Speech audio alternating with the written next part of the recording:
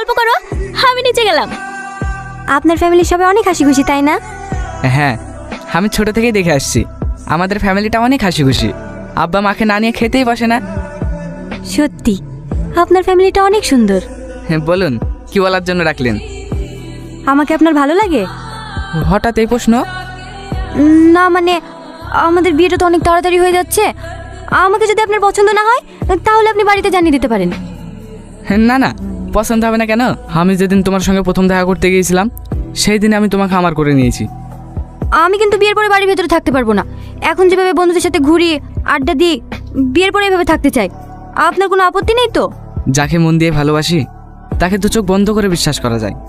তুমি তোমার বন্ধুদের সঙ্গে ঘুরতে যাও, এতে আমার কোনো আপত্তি নেই। সত্যি আপনি অনেক ভালো মানুষ। আপনার মতো মানুষের তুলনা হয় না।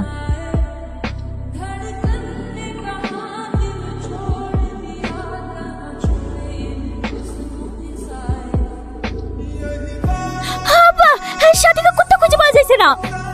এ কি বলছো বৌমা? খুঁজে পাওয়া যাচ্ছে না মানে? ভালো করে দেখো গা, বাড়িতে কোথাও আছে? না আব্বা, আমি বাড়ির সব জায়গায় তন্ন তন্ন করে খুঁজে দেখেছি, সাথী কোথাও নাই। মা, এটা আন্টি রুমে ছিল। আব্বা, তুমি আমাকে ক্ষমা করে দিও। তোমার পছন্দের ছেলেকে আমি বিয়ে করতে পারবো না। এই বিয়েতে আমার কোনো মত ছিল না, তাই আমি পালিয়ে আসতে বাধ্য হয়েছি।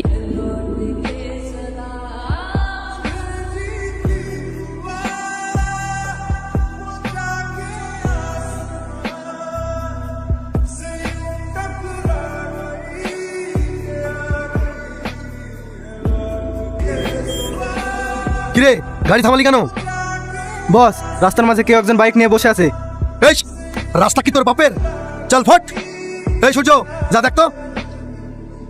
এই গানে শুনতে পাস না নাকি?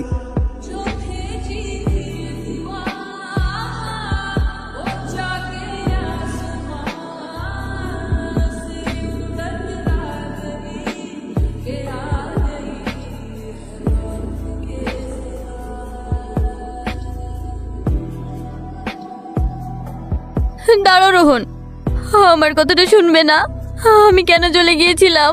আমি জানি তুমি আমাকে অনেক ভালোবাসো। কাউকে ভালোবেসে না পাওয়াটা যে কতটা কঠিন সেটা আমি আজকে বুঝতে পারছি। আমিও একটা ছেলেকে ভালোবাসতাম, কিন্তু আমার সাথে বিশ্বাসঘাতকতা করেছে। আমি সেদিন তোমার ভালোবাসা বুঝতে পারিনি, কিন্তু আজ বুঝতে পেরেছি কাউকে ভালোবেসে না পাওয়াটা কতটা কষ্টকর। তুমি প্লিজ আমাকে ক্ষমা করে দাও। তোমার পবিত্র মনে এই পাপিকে একটু জায়গা দাও।